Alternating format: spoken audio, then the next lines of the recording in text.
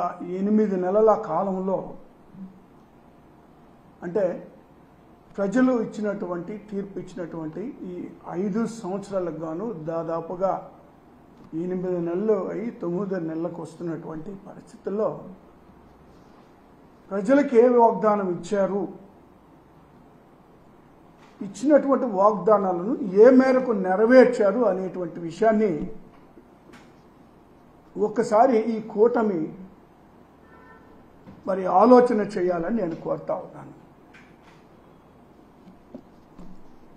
అంటే దాదాపుగా 8 నెలలు 9 నెలల కాలం అంటే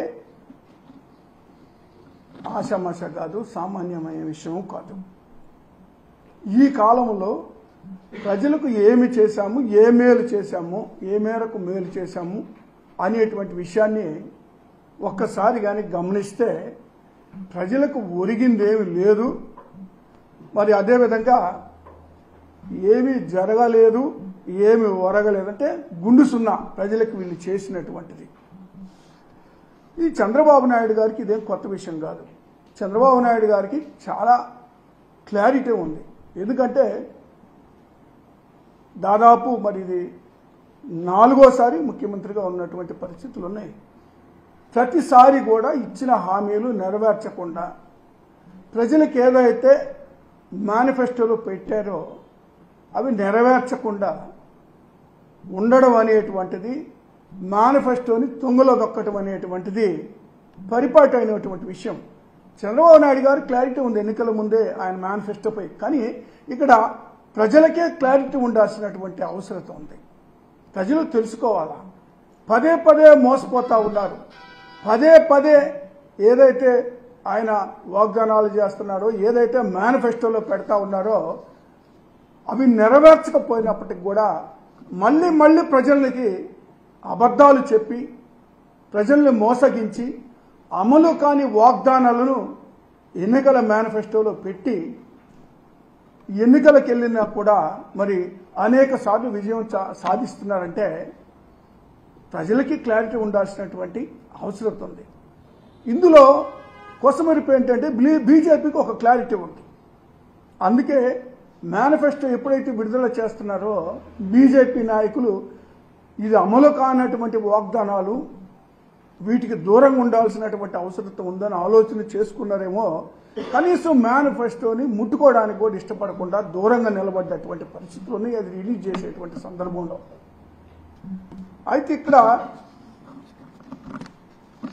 వీళ్ళకి ఈరోజు ఏదైతే అధికారంలో ఉందో కూటమికి కొద్దిగా సిగ్గుండాల.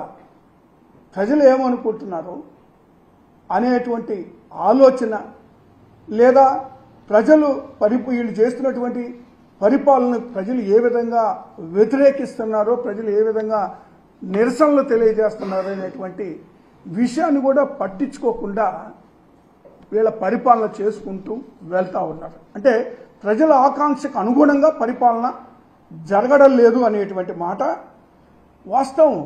ఇక్కడ పరిపాలనలో ఈ కూటమి పట్టుకోల్పోవడం జరిగింది. అంటే వీళ్ళు ప్రస్తుతానికి ఇక్కడ 3 ముక్కలాట ఆడుతూ ఉన్నారు ఈ ప్రభుత్వంలో, కూటమిలో. ఒకటి చంద్రబాబు నాయుడు గారు, మరొకటి పవన్ కళ్యాణ్ గారు, మరొకటి లోకేష్ గారు. వీళ్ళ ముగ్గురు 3 ముక్కలాట ఆడుతూ ఉన్నారు తప్పితే ప్రజల సంక్షేమం గురించి పట్టించుకోకుండా అక్రమ కేసులకు లేదా డైవర్షన్ పాలిటిక్స్కి పాల్పడుతున్నారు తప్పితే ఇచ్చిన హామీలు ఏ విధంగా నెరవేర్చాలి అనేటువంటి ఆలోచన మరి వీళ్ళకి లేదు అనేటువంటిది చాలా స్పష్టంగా తెలుస్తూ ఉంది. ఇప్పుడు అదేవిధంగా మరి 19 నుంచి 24 వరకు జగన్మోహన్ రెడ్డి గారు మరి వైఎస్ఆర్ కాంగ్రెస్ పార్టీ అధికారంలో ఉన్నప్పుడు మరి విద్య కానీ, వైద్యం కానీ, ఆరోగ్యం కానీ, వ్యవసాయం కానీ, పారిశ్రామిక రంగం కానీ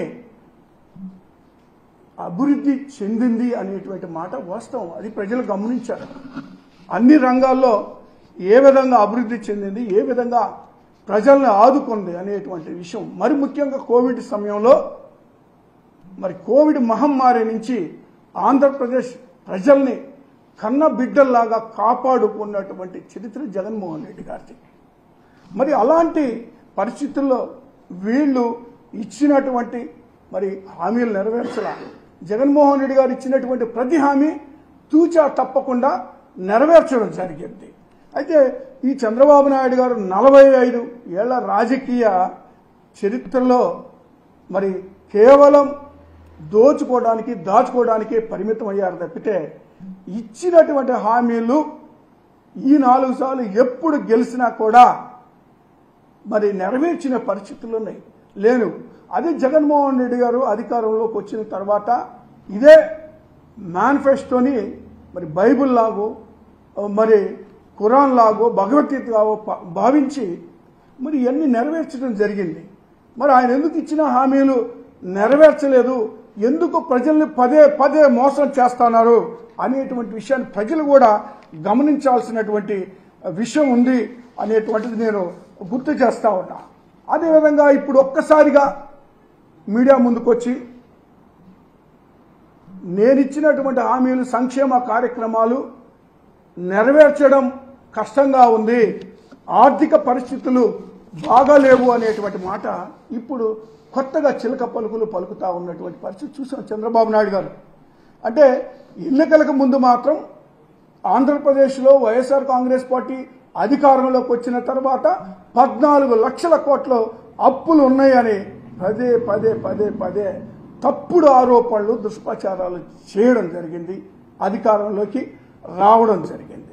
అధికారంలోకి వచ్చిన తర్వాత మళ్ళా 9 లక్షల కోట్ల రూపాయల అప్పులు ఉన్నాయి అనేటువంటిది ప్రచారం మరొక పక్క చేస్తాం.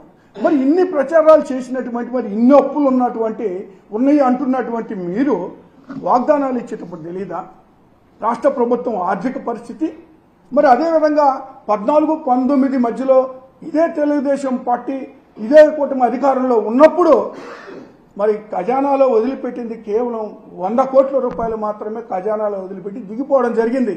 అంటే అదేవిధంగా అప్పుల్ని చూస్తే మరి దాదాపు మరి 3 లక్షల కోట్ల రూపాయల వరకు మరి అప్పులో మరి వదిలిపెట్టడం జరిగింది వాళ్ళ అధికారంలో దిగిపోతా. ఆ అప్పులకి వైఎస్ఆర్ కాంగ్రెస్ పార్టీ అధికారంలోకి వచ్చిన తర్వాత 20 లక్షల కోట్లు సంవత్సరానికి చెల్లిస్తూ మరొక 20 లక్షల కోట్లు మరి మరొక వడ్డీలు చెల్లించినటువంటి పరిస్థితులు ఉన్నాయి. ఇంత దారుణమైనటువంటి పరిస్థితుల్లో ఆర్థికంగా మరి రాష్ట్రాన్ని కుదేలు చేసి అప్పులు ఊబిలో కూరుకుపోయేలాగా చేసి వాళ్ళు దిగిపోయిన తర్వాత మరి వైఎస్ఆర్ కాంగ్రెస్ పార్టీ అధికారంలోకి వచ్చిన తర్వాత కూడా మరి కొన్ని అప్పులైంది. కానీ ప్రతి పైసాకి లెక్క ఉంది. దాదాపు 2,73,000 కోట్ల రూపాయలు పైబడి ప్రజలకు డైరెక్ట్గా డీబీటీ ద్వారా ప్రజలకు అందించినటువంటి పరిస్థితులు ఉన్నాయి. ప్రతి పైసాకు లెక్క ఉంది. మరి ఈ రోజు అధికారంలోకి వచ్చిన తర్వాత వీళ్ళు కేవలం మరి ఈ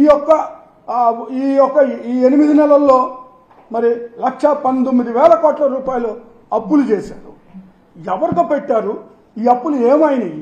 దీనికి ఒక శ్వేతపత్రం విడుదల చేయాల్సినటువంటి అవసరత ఉంది. ప్రభుత్వానికి వచ్చిన ఆదాయం ఏంటి, లేదా ఉన్నటువంటి గతంలో అప్పులేంటి, మరి ఇప్పుడు వీళ్ళు చేస్తున్నటువంటి అప్పులేంటి? ప్రతి పైసాకి అకౌంటబిలిటీ ఉండాలి.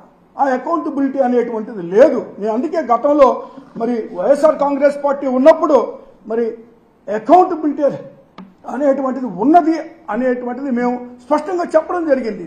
లెక్కలు ఏ విధంగా ప్రతి పైసా ఏ విధంగా మరి ఖర్చు పెట్టారనేటువంటిది. మరి ఈరోజు గతంలో అట్లుంటే మరి ఇప్పుడు మళ్ళీ 1,19,000 కోట్ల రూపాయలు వీళ్ళు అప్పులు చేసి మరి మానెత్తిన మరి రాబోయే రోజుల్లో ఇంకెంత రుదుతారు వైఎస్ఆర్ కాంగ్రెస్ పార్టీ మళ్ళీ అధికారంలోకి వచ్చిన తర్వాత అనేటువంటిది కూడా ఆందోళనకరంగా ఉంది. నేను అందుకొరకు నేను ఒకటే కోరుతా ఉన్నా, వీళ్ళు ఇప్పటి వరకు మరి వాళ్ళు ఇచ్చినటువంటి వాగ్దానాలు నెరవేర్చాలా? ఇది అప్పులైనా ఏదైనా గతంలో ఎన్ని అప్పులున్నా కూడా సంక్షేమ కార్యక్రమాలు ఏ ఒక్కటి కూడా ఆగల. కోవిడ్ సమయంలో కూడా వీళ్ళు తల తాకట్టు పెట్టి